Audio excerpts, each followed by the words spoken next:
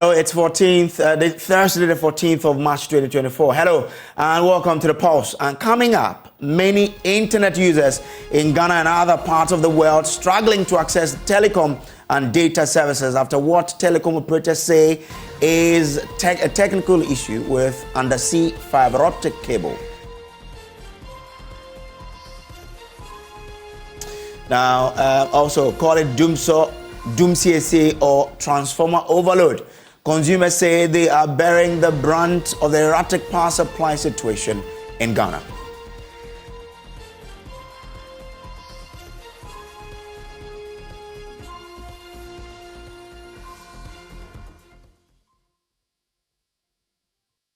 Works and Housing Minister Kojo Oppong rules out any possibility of resettling victims of Akosombo Dam spillage at Sagleme.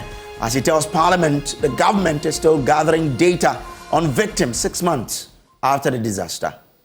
Now, the Pulse is brought to you by Global Communities Dignilu, affordable, safe sanitation for all. And this show is live on DSTV channel 421 and GoTV channel 125 and around the world on myjoyonline.com. We're live on Facebook and all our socials. My name is Samuel Kojo Brace, and it's always a pleasure to welcome you to the show. Do stay for the details.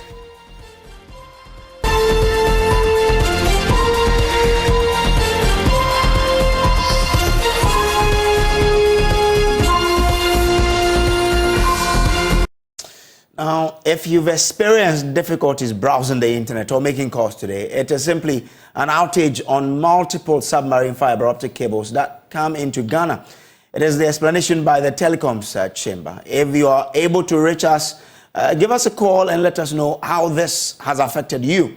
Now, the National Communications Authority has so far not been available to comment, but has issued a statement earlier explaining why we are experiencing the outage. Let's show you some bit of the explanations as we received so far from the authorities. Now, the statement from the NCA says, the National Communications Authority, NCA, regrettably informs the general public that multiple undersea cable disruptions has affected mobile and fixed data services nationwide. The disruptions affecting multiple undersea cables responsible for carrying international traffic have occurred in Senegal and Côte d'Ivoire, and with some disruptions in Portugal. This has led to a significant degradation of data services across the country. It is important to note that the mobile network operators, MNOs, have redundancies on other cables and are working around the clock to restore full services. In addition, the MNOs have informed affected customers of the disruptions via various channels. The authority is monitoring the situation and will update the public accordingly. Now, that's the statement from the NCA. Other telcos have also been issuing a statement, to what has accounted for what we've experienced today. And so, from the Ghana Chamber of Telecommunications, for example, they say that there are outages on multiple submarine fiber optic cables that come into Ghana. Some of the cables are down while others are delivering limited capacity. This is impacting internet, data and voice over IP services of the members of the chamber, the mobile network operators and the data service providers to varying degrees. As a result, customers and subscribers are currently experiencing service challenges. Further investigations are being carried out as well as work to resolve the current problems to restore service to our customers. This inconvenience to customers is deeply regretted, and that's a statement from the Ghana Chamber of Telecommunications.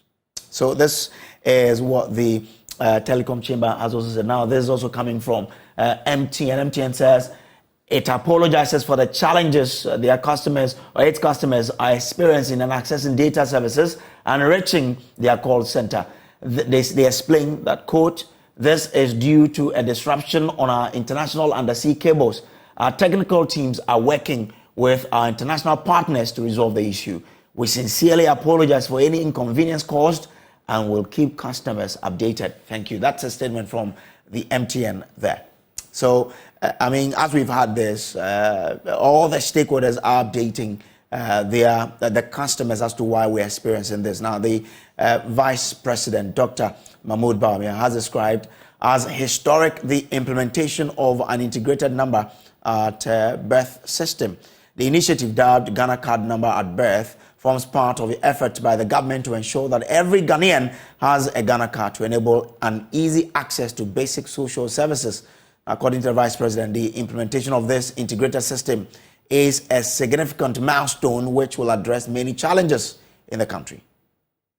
So NIA will be going to all the schools to register all our children. So when that is done, Ghana will have a very complete database. Everybody will be registered on the NIA database.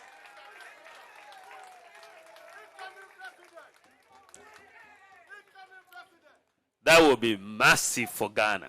Really, really massive. So once that is finished, it will be very difficult for anybody to enter Ghana and claim that you are a Ghanaian when you are not on the register. It will be difficult. Or to claim somebody else's identity because of the integration. It will be very difficult. This database also allows us to deal with the problem of child trafficking, which is a major issue. When a child is trafficked and you are able to arrest the perpetrator, who is this child? If the child is on the NIA database, it is likely that we will find them and return the child to their parents. The integrated Ghana card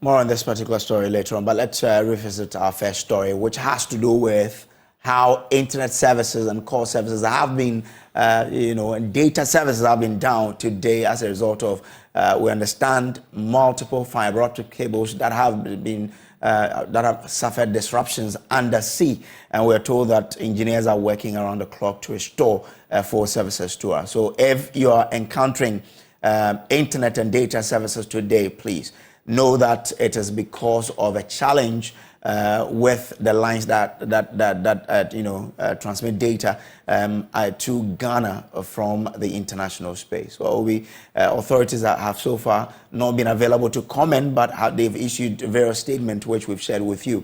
The NC has spoken, MTN has also spoken, and the Telecoms Chamber have all released a statement that we've shared with you. We've been asking you that let's understand from your point of view how this has affected your business. Dennis is our the first person to join us on this. Dennis, good afternoon. Let's understand how this has affected you today. It has really affected me a lot. Basically, I was trying to send some mails. There's a paper that I'm working on that I wanted to submit the paper to be published. Since morning, I've tried connecting to the internet. I didn't know. I just put on my TV and I realized that there was a problem with some of these things. So it hasn't been easy. It's been very tough. And even when I had somebody send something to me via VIP to be taken and picked up from Accra, the person got there. I was supposed to send the photo to the person to send it to the VIP station. I sent the photo all right, but the person couldn't download it. So the person was just at the station. The station said that without the photo, they cannot give the thing. And it was hectic. He said I should send it to Snap. I did Snap. I should send it to, and it's been tough. So I just realized that how to do there was a problem. Right. So thank you for giving us this information. Honestly, I didn't know. I just realized that this information. Thank you. Okay. All right. Okay. Thank you so much. So that says his experience of the service and the disruptions. Today. What is your experience as well? How has this blackout of a sort impacted you today? Let's hear from you. Call us on 030-221-1691, 030-221-1691, or 0221-1692. Give us a call and let's understand what's your experience of what happened today. It's been quite chaotic today, accessing the internet and data services. Godwin, good afternoon to you. What's your experience? Share it. I'm trying to access the net since morning now. It's very bad. Everything has become slow for me. I can't do anything, which is very bad. So what exactly have you tried to do today that you're facing challenges? I'm a jobless person, so I go do this online business just to make a living. Since morning, everything has interrupted, and I can't do anything for myself. Yeah. Interesting. But so how are you receiving the information from the telecom chamber, MTN and NNC? I don't know when they are going to solve it for us. I don't know. It can take like a week or not. So we are going to die. We are going to die because this is what we used to do our run. So if things have become like this, it's very bad for us. All right. So that's Godwin there. What story or what's your experience as well? Eben is joining us from Pando. Eben, good afternoon to you. How's Pando doing? And let's hear from you. Good afternoon, sir. Thank you for the opportunity.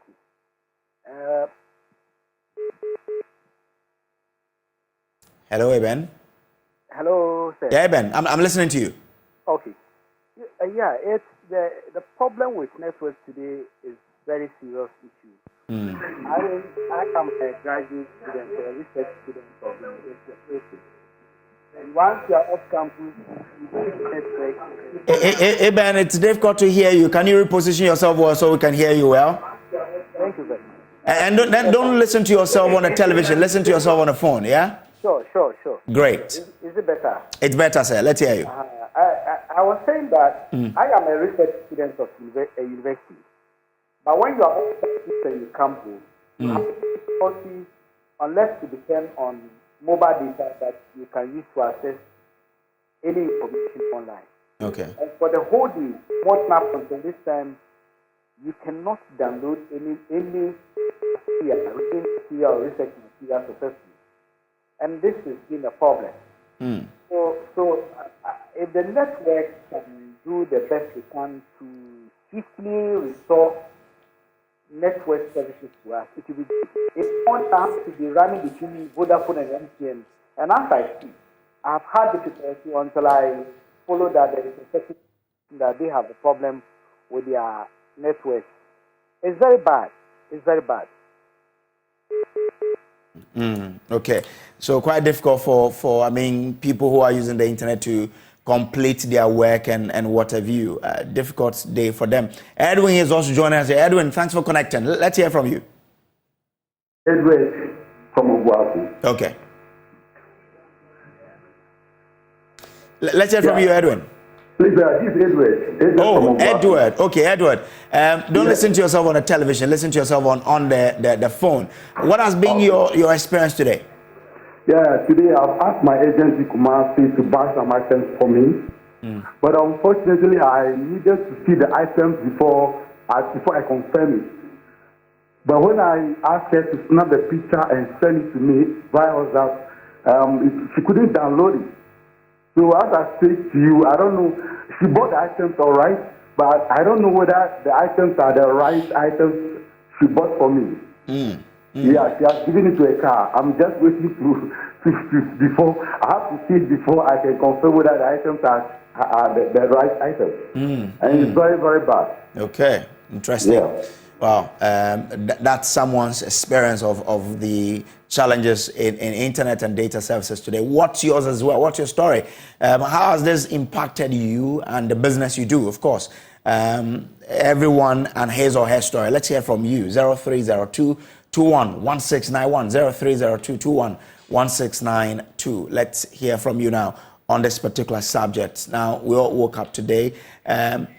Some people have tried to even, rescan their devices, what have you. Well, Jennifer is joining us from Oyarifa. Jenny, good afternoon to you. What has been your story? My problem is our network, our internet, and our internet has been off about 4 days ago. We are using Tesla, so our internet fixed one. So yours has been off since 4 days ago? 4 to 5 days now. Wow. Then yours is a bit peculiar. But anyway, And how is that impacting you and the business you do?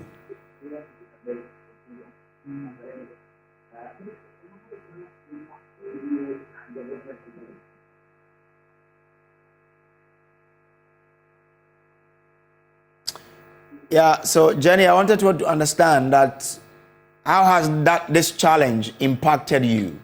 I mean, you say that your service went off 4 days ago. How has it impacted the things you do, your livelihood, really? Okay. You can also join us on 0302211691, 0302211691. Let's hear from you. This morning, data and internet services have been disrupted hugely. As we speak, the services have not been restored. How have that impacted the business you do or your livelihood? Sophia is connecting with us from Tema. Sophia, good afternoon to you. How has this blackout of a sort impacted you and what you do? Good afternoon. I'm Sophia and I'm a clearing agent. Okay. Clearing agent. Yeah. Okay.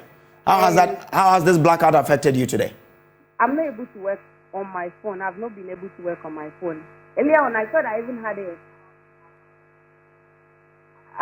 this morning, when I bought data, mobile data this morning, so I even thought I had issues with my phone. But I later realized that it was a network problem. I've not been able to work from home. Like, I've not been able to do anything at all. Interesting. Which means that today you're not clearing. I'm not working. It's such a sad day. But again, as someone who relies on the internet to do all of these things, once we are facing this, what comes to your mind as to how we can deal with this going into the future? And at the moment, I thought maybe I use Vodafone, so I thought maybe they've switched it from Vodafone to what's it called? Telecell. Telecell. That is why I'm facing this difficulty. But you realize that's not the case. Now we are all in the same soup. Yeah. Okay. All right, Jenny. I wish you all the best. Yeah. Okay. So, what's your your story as well? How has this impacted what you do? If you listen to our last caller, for example, she is a clearing agent. She has not been able to do any business today because of the challenges in data and internet services. How has this impacted you? Let's hear from you. 0302211691. Samuel is connecting with us from Techiman. Sami, good afternoon to you, sir. And how has this impacted you? Frankly, I woke up this morning just to check on my phone and then to do other businesses online. And then I realized that anytime you want to download something, it's not coming at all. So I contacted a few friends, and then they are telling me that the same story. So as we speak, we are all stranded. So how has that impacted what you do on a daily basis? Oh, in fact, a lot. Because I work in a health center. Most of our documents, we process them, we send them through online, and the rest. So the whole day we couldn't do much. Okay, all right. That's loss of revenue there, right? Exactly. Oh, and how much do you think you're losing? A lot. As I speak, I can't estimate. Okay. On a normal day by now, how much could you have made? Well, I could have made at least so much. It's something that I can't estimate as we speak, but I can tell you it has affected us a lot. Okay. All right. Sorry for that, and wish ourselves all the best in these trying times when now that our lives have become intertwined with the internet and data, we're going through this challenge. It tells you that I mean, if you take out the internet and then data services, really, a lot more will be. I mean, there will be a huge vacuum that we need to fill in our lives. But what is your story as well? How has this impacted you and what you do? Let's hear from you. 0302211691. Al-Hassan is connecting from the central region. Al-Hassan, good afternoon to you, sir. Good afternoon, boss. And what's your story? Last night, I sent information to my regional boss, and I realized that it has not gone through. I only wake up this morning trying to send it, was not going through. So I was thinking my phone was having a problem. So I went to office today and asked a colleague hotspot to use a hotspot, and I realized it was not going through. So as I'm speaking, I've not been able to send that document to my boss. And also, when you're making a call, it keep on dropping. Calls keep on dropping. How has this impacted you and the sort of things you do in a daily or on a daily? I've not been able to send information to my original boss. Because I've not been able to download the information that I need to study. I've not been able to do that. Oh, okay. All right. Sorry for what is happening to all of us here. Thank you so much for joining us. You can also tell us how this is impacting you. 0302211691. 0302211691. How has this blackout of a sort impacted you today? Let's hear from you. Let's hear your story. Let's go to the Ashanti regional capital of Kumasi and speak to Kwabena. Kwabena, good afternoon to you, sir. Let's understand how this has impacted what you do on a daily basis. All right, good afternoon. Actually, so I woke up in the morning thinking I could pick my phone to do other stuff. I mean, I have project work. I have to go online and search for a lot of stuff that I'm supposed to meet my supervisor today. And I was struggling, so I thought it was good. But then I realized it was the whole, empty, and everybody was experiencing the same thing. Honestly, we've been under, it's taking things for granted. I just realized without data and internet, the world, Ghana will struggle to live inside. Honestly, the day has been very dull. I haven't been able to do anything. I had to call my supervisor and tell him. He was like, okay, it's fine, blah, blah, blah. So it's been bad, but very rough, very rough. So as a user and going through this challenge, what comes to your mind as to what we need to do in order to survive anything like this that may happen again in future? Yeah, actually, so it's a thing that just came up after this happened. It hasn't been a thing that I've been thinking of, because I didn't know this would happen. So I think we should put in measures and alternatives to something like this. Actually, I can't tell, but then there should definitely be an alternative, because it can't only be this. Okay. In that case, if something like this happens, the world will come to a standstill. So that's what I can say. Okay, all right. Thank you so much for connecting with us this afternoon. So let's hear from you as well.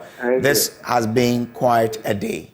We all woke up in the morning. Now, some people had to fidget with their gadgets, thinking that the problem was from their services or probably the phones or laptops. Others had to fidget with their modems. I've heard a story from someone who said he had to refresh and reset his modem for so many times, but it just wasn't working until we were told that, look, what is happening is not because of an internet service provider not working, but this is what we have. What's your story? Emmanuel is also connecting with us this afternoon. Emmanuel, thanks for joining. What's your story? Yeah, good afternoon. Emmanuel, don't listen to the television set. Listen to us on your phone so we can have a good conversation together. When you call us, please, just don't listen to us on the television set. Listen to yourself on the phone so we can have a good conversation together. Now, we're talking about the fact that, internet services and data services have been down since morning. Till now, as we speak, they have not been restored. Alfred is joining us now. Okay, so Isaac is rather joining us to share how this has impacted him. Isaac, good afternoon. Thanks for joining. Let's hear your story.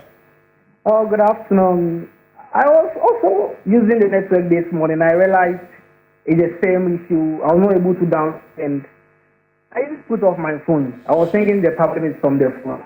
But before I realized it wasn't so. So later on, a colleague of mine told me it's a general problem. So it's really affecting us. How is it affecting you? I'm not doing business today. Mostly I do most of my business on weekends. So today it's not affecting me that much. But I pray it's the result before the weekend. Okay. So looking at this install issue and network issue, then yeah. Okay. All right then. Thanks for joining us, sir. What's your story too? How has this impacted your business activity today? And in general, the sort of things you could do in a day. Some say, well, this has been a boring day because without data and internet, really, there's nothing much you can do. What do you also make of this? What do we need to do? What sort of, lessons or lesson does this present us as a country on how we can survive a thing like this going forward? 0302211691. Let's join us with your call and tell us your experience. Hello, good afternoon. Ben, let's have your thought and especially about your story on how this has affected you. Okay, so I just woke up this morning and I saw that my signal. Oh, unfortunately, we've lost him there. But let's bring in someone who relies on internet every day to go about his business. Ibrahim Abubakar is editor at Major Online. He joins us to tell us more about this. Ibrahim, thanks for joining. How has this impacted what you do at Major Online? Hi, Brett. How are you? Good afternoon to the viewers and those who are listening. Well, we rely on the internet basically to write the news and then transport it to our readers across the world. But, we noticed that we couldn't post stories, we couldn't do anything. So it's just like doomsday, just sitting there, you can't do anything. Wow. So today, if I go on Major Online, I won't be able to get fresh stories. You would, because the internet wasn't, at some point then it became intermittent. So, but it's just frustrating because you sit behind the computer and you try to post the story and it takes you close to 30 minutes or more because the internet is not reliable. So as you're going through this experience, what is coming to mind as to how we can probably be prepared enough for something like this if it should happen again? It's difficult because now where the world is heading towards, it's like everything else depends on the internet. So you wouldn't say that, okay, you would have a MiFi or anywhere, anything else, because they also will rely on the internet to go. Interesting. So if you had to describe the day, what would you say? It's been one very frustrating day. Okay. Abubakar, I'm grateful to you for joining us. Thank you. He is an editor at majoronline.com. I mean, he says it's been one frustrating day for him. How has the day been for you as well, and what you do? So reach us on our line 0302211691, 0302211691. Let's hear from you. Shadrach is connecting with us from Kumasi. Shadrach, good afternoon to you. Yeah, good afternoon, man. How has this affected you and what you do? Yeah, it's affecting me so bad, man. I mean, it started from Sunday down to today, as I'm speaking with you, because I lost my puppy that the funeral has been scheduled for next month, and my senior bro is in the US afraid that we should have a meeting, that he wanted to connect us to the meeting, but we couldn't carry on through the meeting that we had. Even this morning, I tried to call my bro, but the network was so freezing here and there. So I must say it's pretty so bad. It's pretty so bad. Interesting. So if you have to describe today, what will you say? Come again, please. If you have to describe what you've gone through today, what will you say? What I would say is that the authorities that we admire them for them to, take care of this kind of thing. Minister of Communication here and there. I don't think they are not up to task because really, we the students are facing a lot of things. Now, if you sit down and cover how the MTN is charging the data, it's so exorbitant, but no one is talking about it. No one is really concerned about it. And we the students are facing it. But it seems we don't have any voices that will voice for us. It's pretty so bad. But I think the Minister of Communication got to get up to just do almost nothing about it. Respectfully. What do you want them to do about this situation? Especially that internet and the service is pretty bad. It's pretty bad because there was no information that was given to we the users, It's pretty so bad. We can't do this elsewhere, But it seems down here in Ghana, no one take care of it. No one is responsible for anything. Oh, interesting.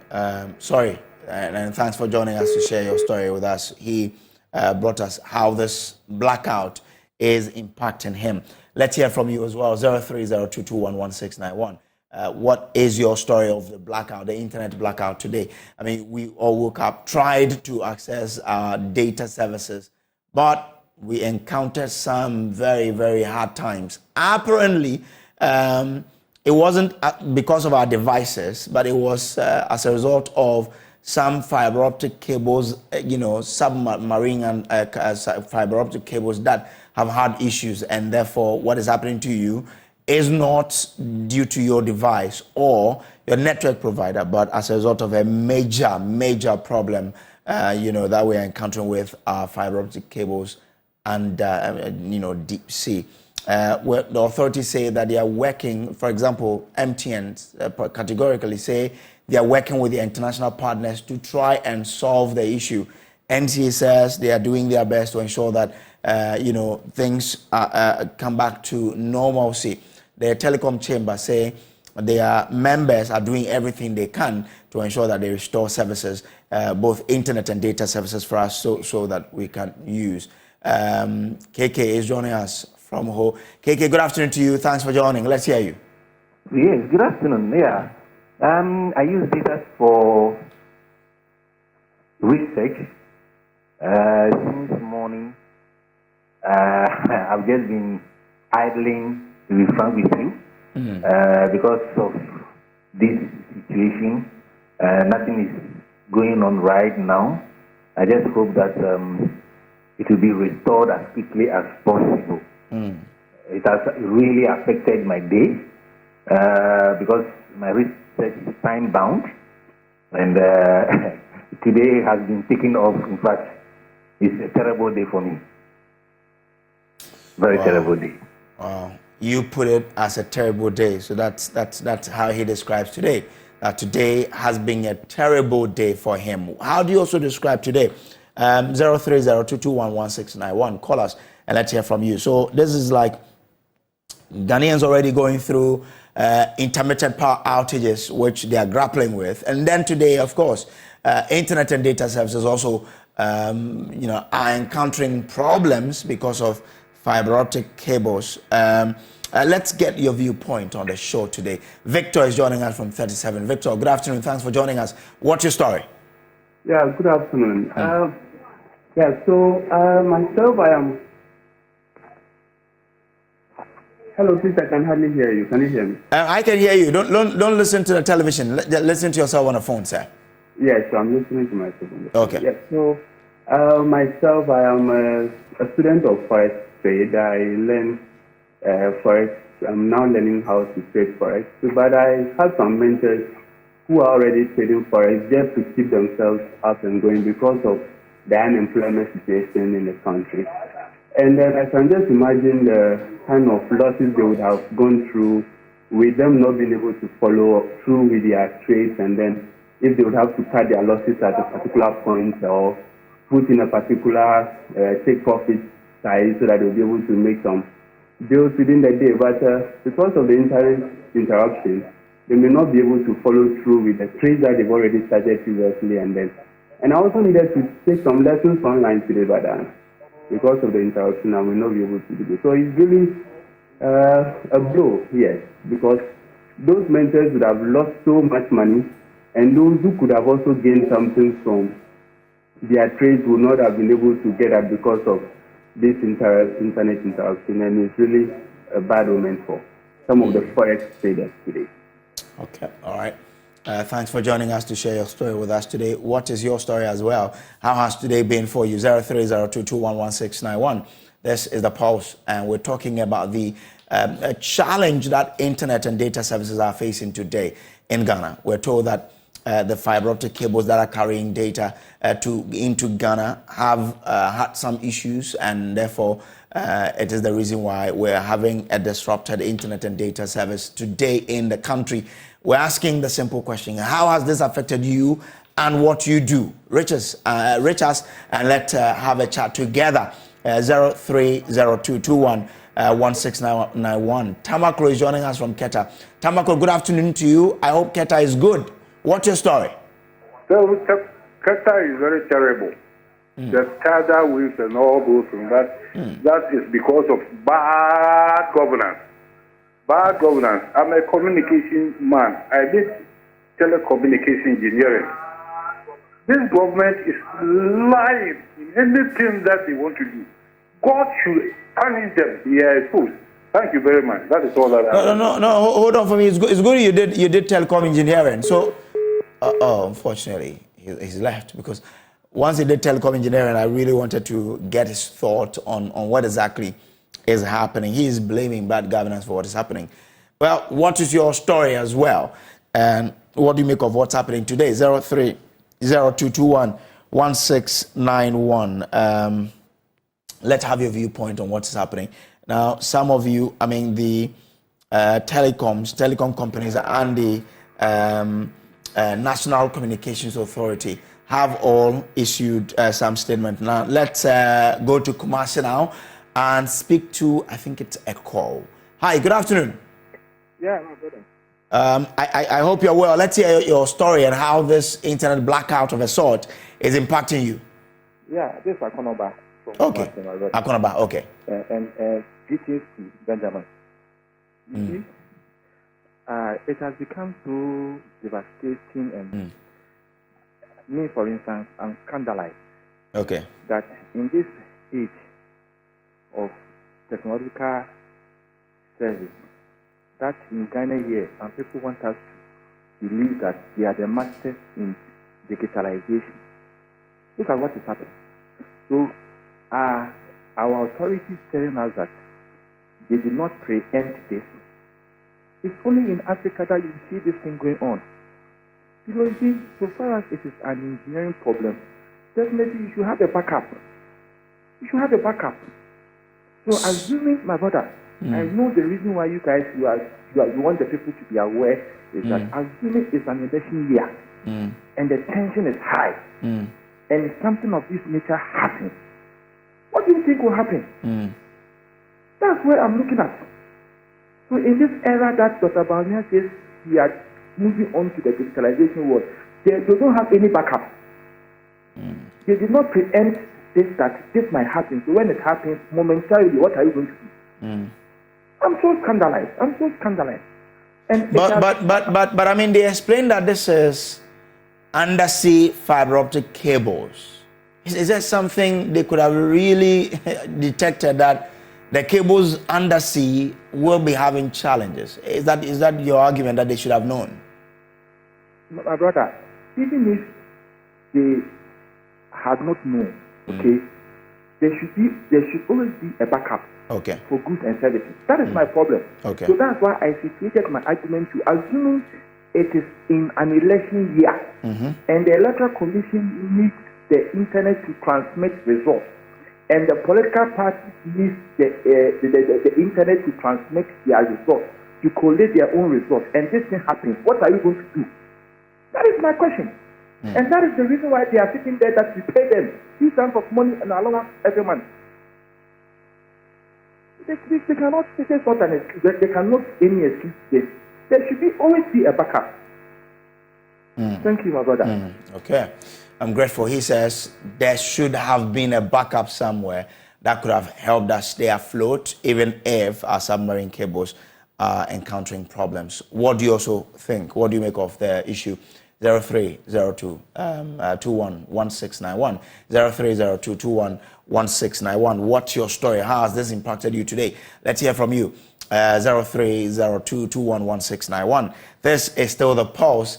My name is Samuel Kojo Brace, where we're trying to figure out how the situation has been.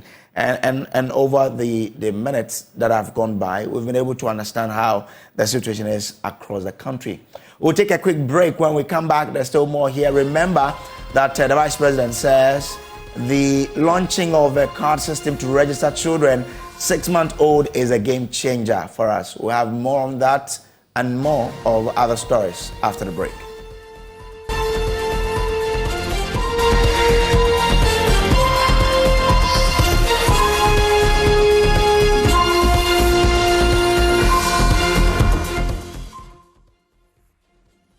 Welcome back from the break. Now, the Vice President, Dr. Mahmoud Bawumia, has described as historic the implementation of an integrated number at birth system. The initiative, dubbed Ghana Card Number at Birth, forms part of efforts by the government to ensure that every Ghanaian has a Ghana card to enable an easy access to basic social services. Well, according to the Vice President, the implementation of this integrated system is a significant milestone which will address many challenges in the country. Listen.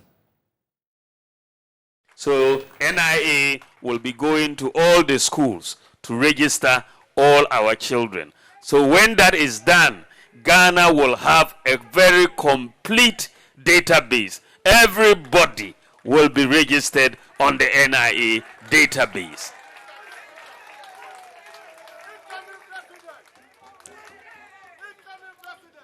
That will be massive for Ghana. Really, really massive. So once that is finished, it will be very difficult for anybody to enter Ghana and claim that you are a Ghanaian when you are not on the register. It will be difficult. Or to claim somebody else's identity because of the integration. It will be very difficult. This database also allows us to deal with the problem of child trafficking, which is a major issue. When a child is trafficked and you are able to arrest the perpetrator, who is this child? If the child is on the NIA database, it is likely that we will find them and return the child to their parents. The integrated Ghana card. Well, Samuel Mbra was there for us and joins me in the studio now with more. Sammy, first is, has this started? The implementation, has it started? Exactly, Kojo. So it started in the Ganoff hospital where this project was, or the initiative was launched. We have several women coming with their children because there was an announcement that this is the exercise that will be taking place today. So I could count more than 100 women with their children who are above 6 weeks, somewhere 1 year, somewhere 2 years, coming to register. But we know at the moment, a little of over 17 million Ghanaians, constituted about 70%, have been registered by the National Identification Authority, and efforts are still underway to get every Ghanaian registered. I want us to listen to the Executive Director of the NIA, Professor Ken Athefa, talking about the fact that this will help even eliminate what we call football age.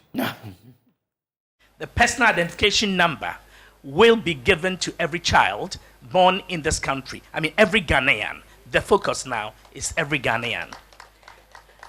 And there is nothing useful to add to the very detailed and brilliant presentation of submissions made by Mrs. Henrietta Lamte of the Births and Deaths Registry. That with this critical milestone beginning today, contestations about age, contestations about citizenship identification, all of those will become a thing of the past. As we say, football age will no longer exist. And with that, all the other falsehoods, all the other centers of contention will begin to evaporate. Our national elections will be cleaner. We should be able, indeed, in my personal view, we should be able, beginning this year, to rely on the National Identity Register to vote as Ghanaians, because we have the cleanest moment in our history and in our future. A very interesting comment there, but this has to do with the birth and death registry. Exactly. How are they also reacting to the story? So, well, you know, they are in charge of registration of deaths and births as well. So, the acting director general of the births and deaths registry, Henrietta Lamthe, was at the launch of this particular initiative, and then she said this is something that has come to augment what they are doing. In fact, it will make their services efficient, and she is now calling on parents to get involved and have their children registered. This initiative is an example of government's commitment to efficiency, transparency, and accountability. With the expertise and resources of key stakeholders under the auspices of the Office of the Vice President, synergies were created to enhance the effectiveness of vital event registration that will foster public trust and confidence in our institutions. As we implement this important project, it will be our collective commitment to leave no child undocumented, irrespective of their location. All right, so that's the acting managing director, right? For the but earlier you said some mothers brought their children to be registered. Exactly. You've been speaking to them. What were their reactions? You could see the excitement all over their faces, and then some of them actually told me that it will reduce the stress on them. You know, the current situation is that you have to go and join the queues and then all that, even though the LI has been reviewed for children above 6 years. But now that it has been extended to children who are 6 weeks old, it is actually refreshing for them. And it is structured such that when you come for weighing, you'll be able to register your child. The child will get the birth cert and also get the NIA card. Let's listen to some of the mothers who spoke to us.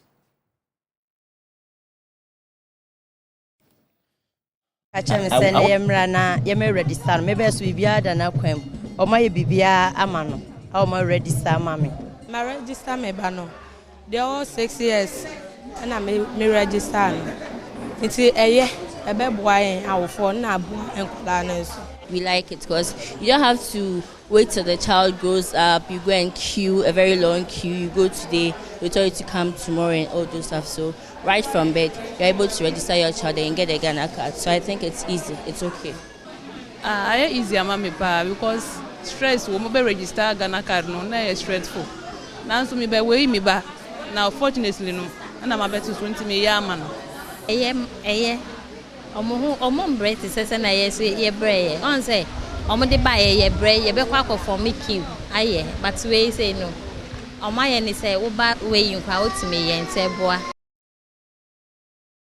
Well, those are some parents there. Yeah, what else? Yes. So that's excitement from them. We know that this is the first of its kind to be implemented in the country. And we know the Vice President has been talking about his digitalization agenda. And this is actually part of the processes of digitalizing the whole system, where we have a centralized database to be able to monitor, check the progress or otherwise in the economy.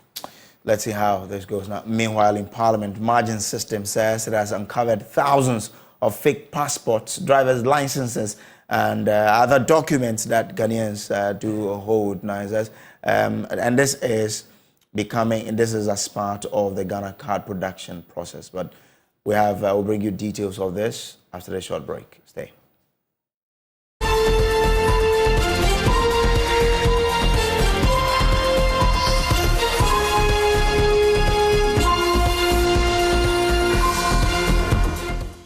Welcome back from the break. Let's take you to Parliament because the Margins Group have been telling Parliament how they've discovered, some fake passport, driver's license, and all of those Ghana card, those IDs that form part of the Ghana card production process. Kweku Asante was in Parliament for us and joins us in studio now, Kweku.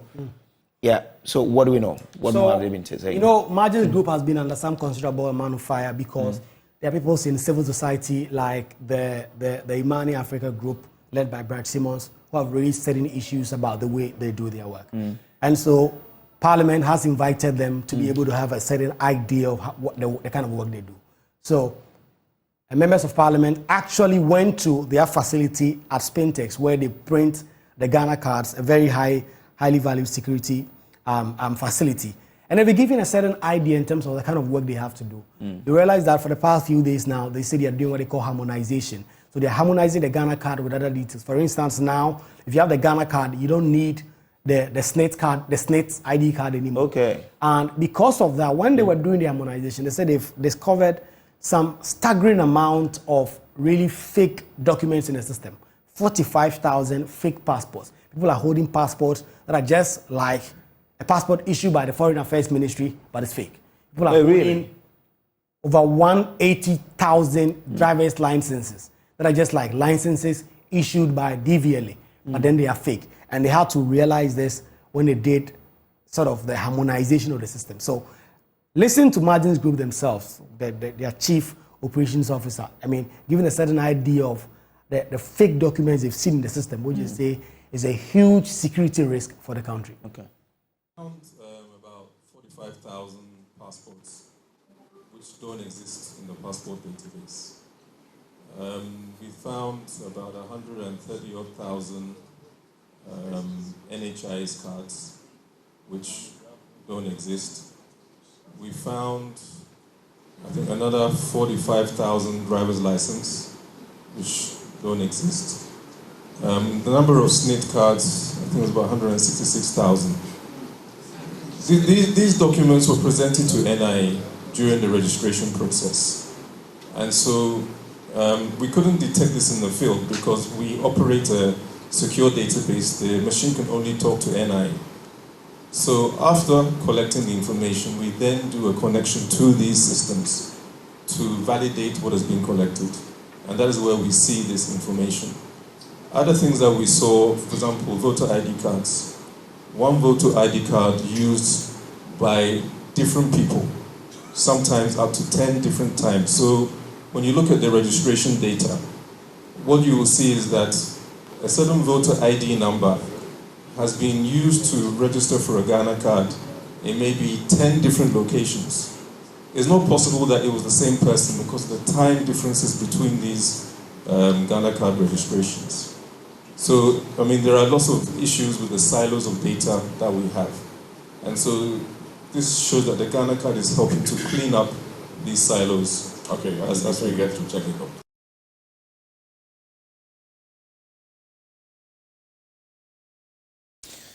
Well, so it's not just about these fake documents issues that they are responding to. Over the past few weeks also, there have been concerns about the Margins Group itself and its affiliation to the governing New Patriotic Party. There are those who believe that this Ghana card is being propped up by the vice president for private gain. That is the concerns that people like Bright Simmons again have made. Again, this time, the CEO of Margins IDs Group himself, Mr. Moses Baden, is explaining that as far as they are concerned, they've been doing this work since Rawlings' time. This work on the Ghana card has transcended just the NPP government. Of course, it is the NPP government under which the Ghana card registration has been such a huge success. But it started under Rawlings, it persisted under President Kufuor, President Mills, John Mahama, and then President Akufo-Addo. So they respond to what they call conspiracy theories against them, but they are categorical that they are not in any way related to the New Patriotic Party. They're just a private group doing a private business. We are the first large-scale establishment national ID project in the world, and we designed the right here from Ghana. Some people think, some people say that we were an NC company, an NPP company the next day, we were built this time, we were built that time. But actually, the first national ID, 1995, during the Rawlings era, there was a big by stint with the only local company that competed. So to date, we registered 183,000 foreigners from 260 different nationalities. So today you can tell how many foreigners are in Ghana from each country, where they live, and what they do. we're yet to get the full benefits of the data. The weakness of the project is the government has not enforced enough. And the money doesn't come to us. There are so many publications that have some private parties taking the money. We're not receiving any money. The money is passed by Parliament so that it goes to the escrow account, so that it pays for the investment that we've made, which is calculated 10% of debt. You signed all agreements, so 10% of debt on private sector is very low, given the risk that we're going through. And 17% of equity, that's all there is to do. And when people update and replace cards, they pay. If you do offline and online verification anywhere in the world, you pay an NIA fee for it. You don't have to build that infrastructure. You can use it. And you can negotiate that affordable fee. Passed by Parliament, not passed by NIA. And subsidiary legislation committee, that's why I hear. You will go say, why are you charging this? Why are you charging? Remove this, remove that. Why is it that somebody says to them, there's miners who is charging fees? How do we charge fees? We're only getting paid for our debt and our equity. So far, 2,000 Ghanaians have used the Ghana card from 19 different countries to come to Ghana. That's a fact. The passport can be accessed in 197 balls for 4,000. If you go to any European passport and they say, read your passport, try your Ghana card, the MRC at the back, and then put it on FC. You see it to read.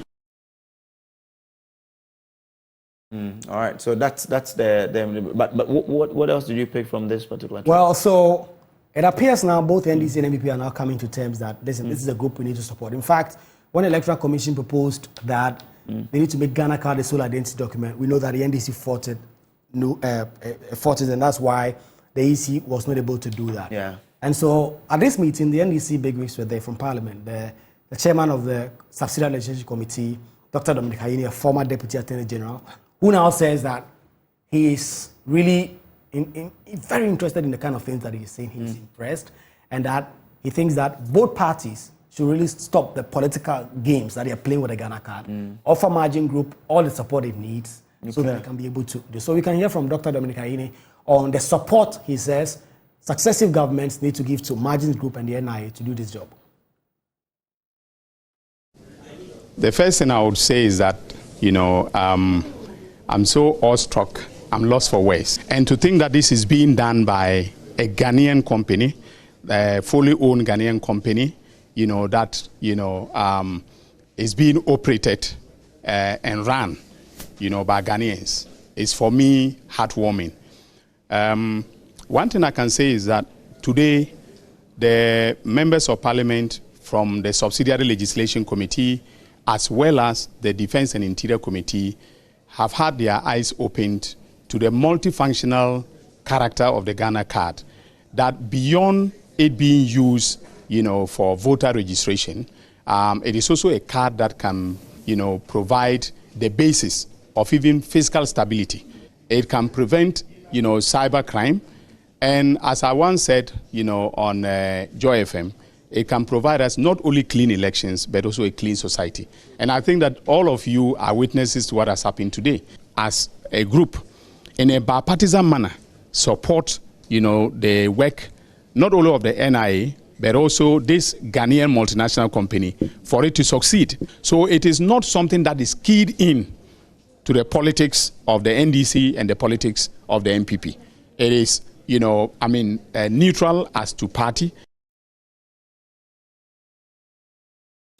Well, so that's the minority chairman. Side. Exactly. And what about he chairs the Subsidiary Legislation Committee. And then there's a Western Regional Minister who is also part of this committee. Also quite impressed. And of course, he belongs to a side that have always made the case that, listen, the Ghana card is a good thing. Let's all back them. And he says he wants Ghana to get to a point where the Ghana card becomes actually the single source of identity document. That is why you use to vote. That is why you use to identify yourself, even as a passport. I believe that we need to encourage them and support them to succeed as Ghanaian, and then also to make sure that our national ID card project we are doing is sustained. For me, if you can use the Ghana card, just one, to do, say, elections, use it as your bank card, use it as your normal identity, I believe that that's the way to go, so that we can throw away the waste or the duplication that used to be in the system, because Senate used to have their own silo. KMA will have their own silo, AMA will have their own silo, the banks have their own individual card issuing systems. It all doesn't help anybody.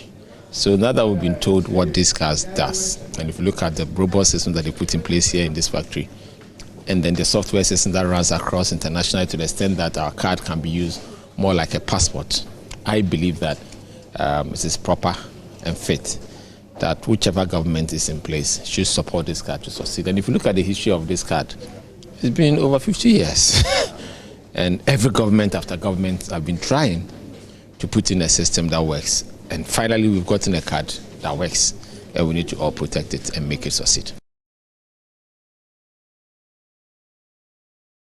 So that's Kwabena Okyere Dakumeh, Western Regional Minister and a member of the Subsidiary Legislation Committee of Parliament.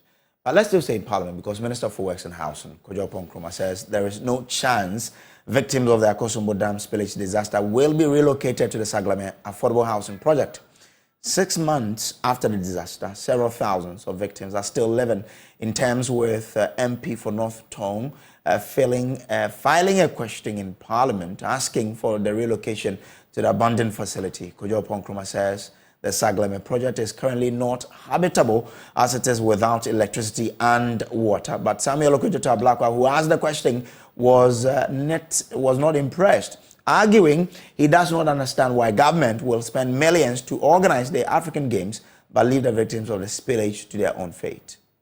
Now, let's bring in Kweku Asante again. Kweku, you were there. Yeah. What sort of argument was had between these two? So, well, it's been 6 months since the floodgates of the Akosombo Dam was opened.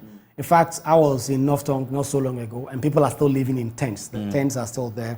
There are so many people there. And then Kojo Nkrumah now assumes the role as Minister for Works and Housing. You will recall that in the 2024 budget, about 200 million Ghana cedis were allocated for the victims, for relocation, for resettlement, and all these issues. So Kojo Nkrumah was brought to the floor today to answer questions. 3 different questions, standing in the name of 3 different NDC MPs from the worst affected parts of the Volta region. And so Okudjota Blakwa's question is, why not relocate these persons to the Saglame housing project until government is able to put its house in order and resettle these persons permanently? The minister says the Saglame housing project is not just in a habitable state, and that electricity is not there, there's no water.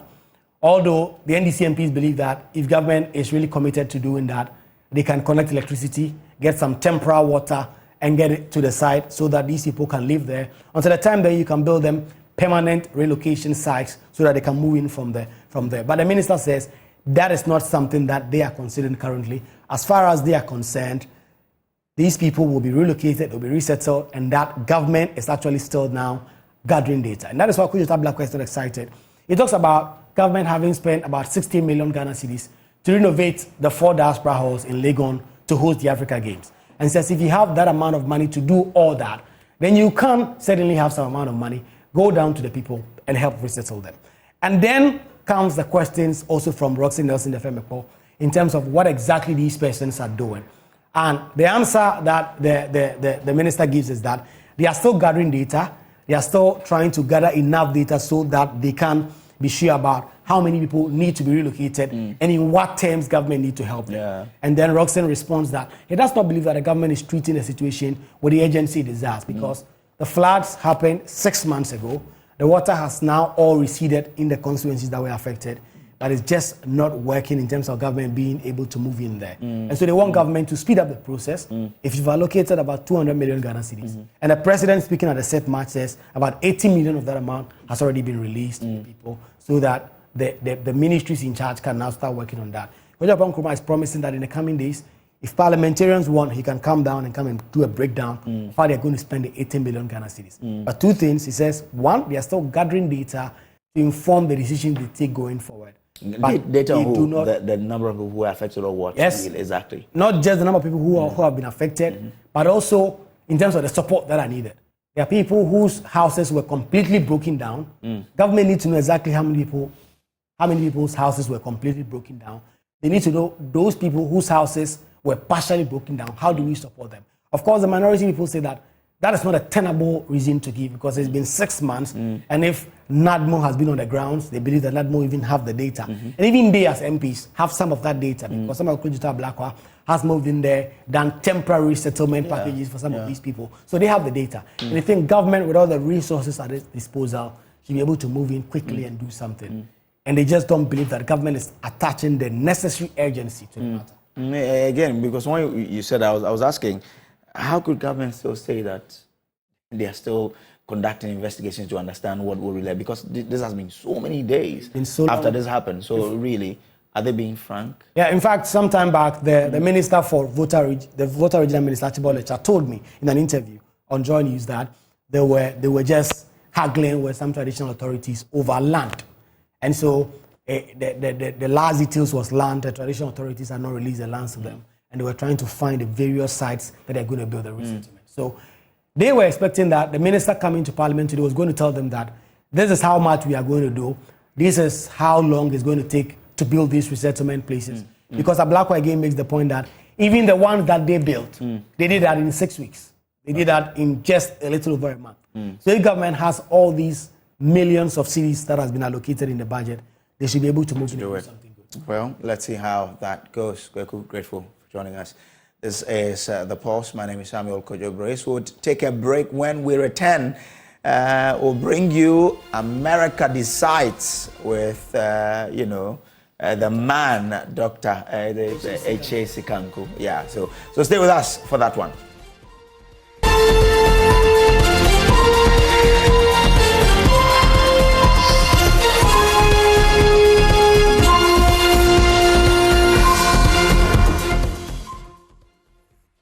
Good evening, welcome to America Decides. My name is Eche Sikanku.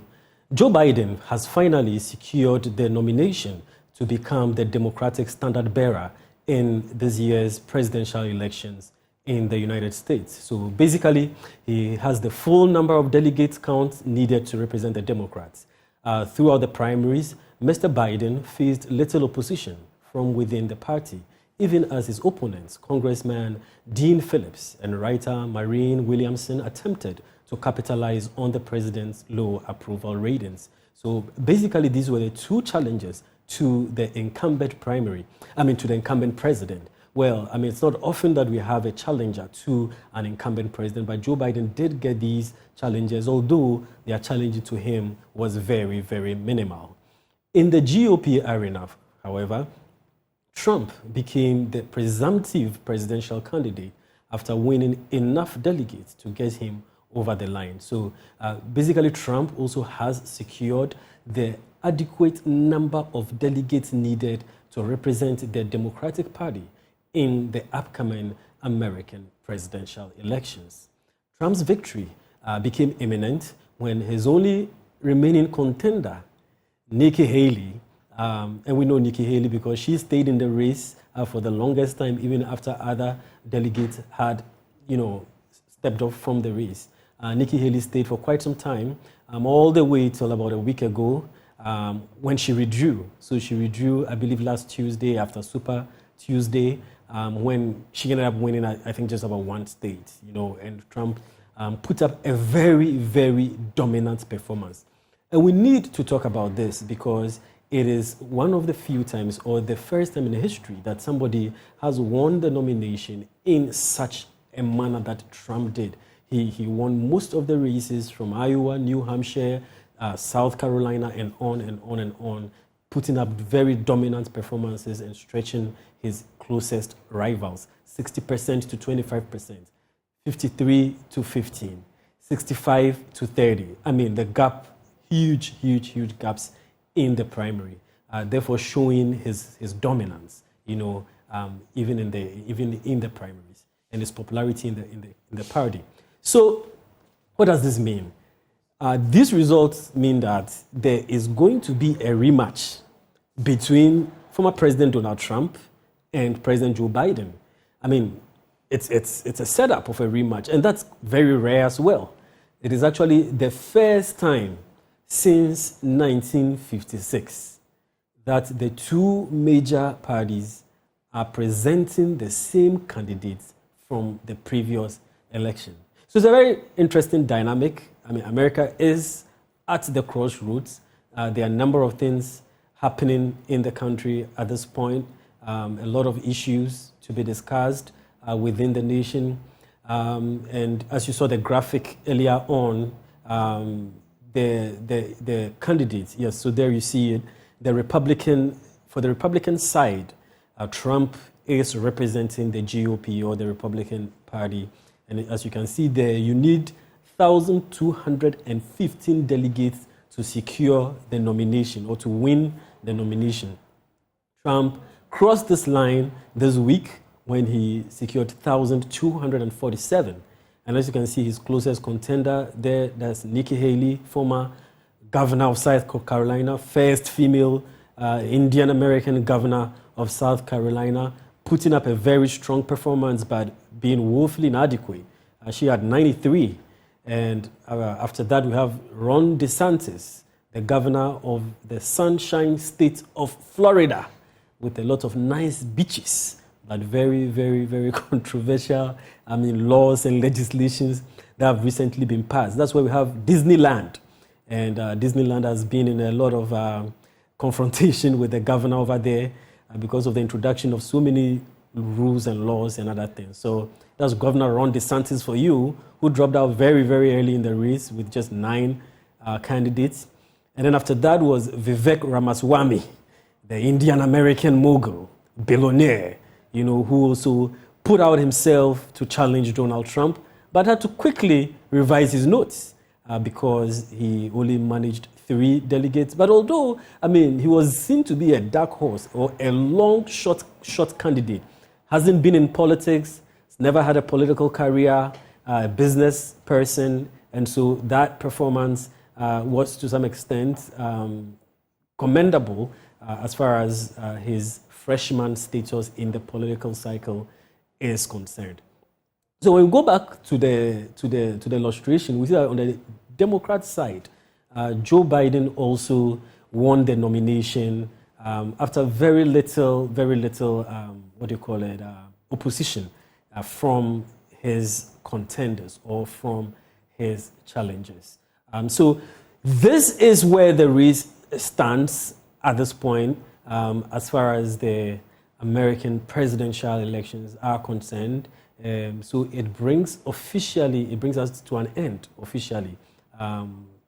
When we talk about the primaries, it brings the primary season to an end. It was a very interesting primary. The action was on the side of the Republicans, but Donald Trump has run away with the nomination, putting up very, very strong performances, thereby stamping his feet or his authority on the Republican Party, and now he's the official standard bearer.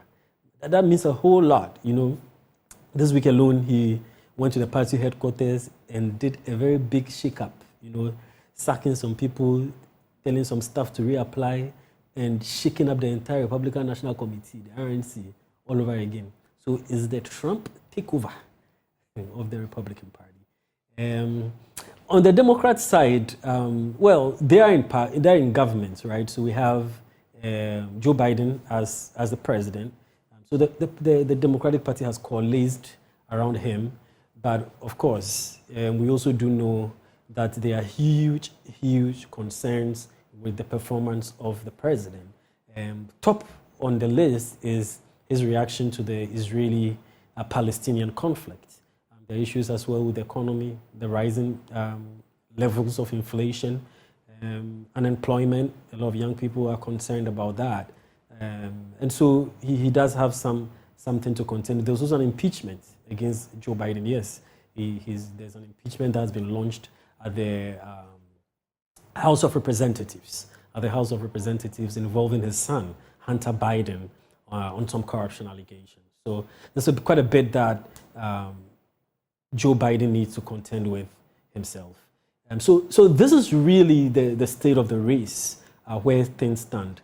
And there'll be a lot of time to talk about these, the matchup, how it's going to look, how the two of them are going to really position themselves going up, later on in the year. For now, though, we also do want to look at some of the major issues. We've talked about the candidates quite a bit, but we also do want to talk about some of the major issues that are dominating the race. On top of the agenda, there are concerns about the state of democracy in the U.S. and the so-called democratic decline. There are concerns about race and gender. Race always a very big issue, voting rights, minority access, to certain essential services in the nation. Female participation in politics is also a very big one. And so these are some of the issues that are going to characterize or feature very, very strongly in the election. Unfortunately, I had the opportunity to be in the US. I had very, important conversations with some experts and with some scholars out there. I also spoke to some of the American youth to get a pulse of what was happening. So this was really on the ground. We've put together a couple of voices, a couple of these interviews or responses, and we'll be showcasing that to you subsequently. There was a very big conversation I had with Professor Matthew Baum. He is a top global scholar, one of the most well-cited people when it comes to global communications at Harvard University. Of course, a very top-notch leading global institution in his office. So I visited Professor Baum, and we had a conversation about a lot of issues happening in American politics. Top of the agenda, we're talking about fake news and misinformation. That's a very big issue over there as well. And with the upsurge of technology, the popularity of AI, countries like China and Russia using some of this technology, there are really big concerns about how AI is going to affect the misinformation and disinformation environment in the United States. So if that clip is ready, I think we can listen to Professor Baum on some of these issues. Democracy is under a lot of pressure. Yeah, so it's under strain for sure. There's always been a divide, a sort of a fundamental divide between the folks that kind of bought into the federal democratic institutions of our democracy and folks who've been kind of resentful of them. But that divide was kind of suppressed for a long time. And increasingly over the last, say, 30 years or so, we've seen it become more and more salient, and Donald Trump, with his campaign that was fundamentally based on this kind of resentment, has kind of smashed those fissures wide open, where you have states that don't want the types of federal programs that the government is offering, increasingly trying to reject them and to sort of substitute their own policy preferences for those of the federal government. And these are creating, we haven't yet quite had a full-blown constitutional crisis, but we've had lots of scenarios that could potentially devolve into a constitutional crisis. For instance, the Texas governor giving state police the power to arrest immigrants, which is pretty clearly the purview of the federal government, or erecting razor wire to prevent.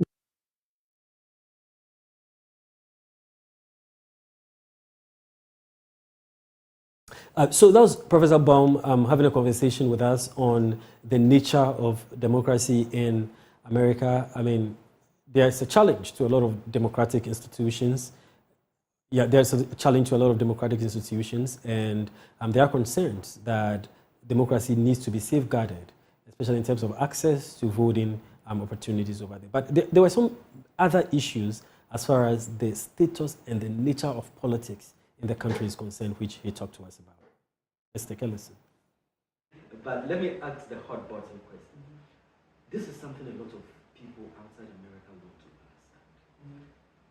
Why is it that Donald Trump is continuing to get a lot of traction despite the really, really decorated language he uses sometimes?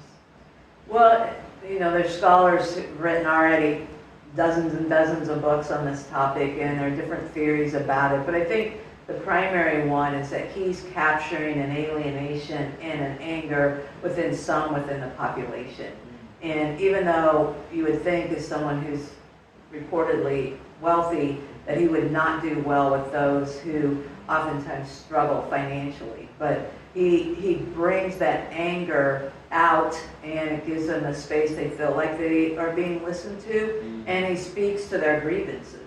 And when you speak to their grievances, and there's been a lot done on the Trump voter, and before they were Trump voters, they were identified as Tea Party members, and back decades. But many of the historically rooted voters for Trump come from communities who are more rural. They come from communities that were, their generations date back to the enslavement periods, and many have historically felt alienated, and that all the attention was placed on, richer people, and then when there's so much attention during the civil rights movement on uplifting African Americans and Black people and Latina people, that they felt left out. And it's like, where's our programs that are going to bolster us? And there have been anti-poverty programs that have been designed to help more impoverished people, but oftentimes there is more attention on the historically marginalized. Some white poor people in the United States have not had as much attention paid to them.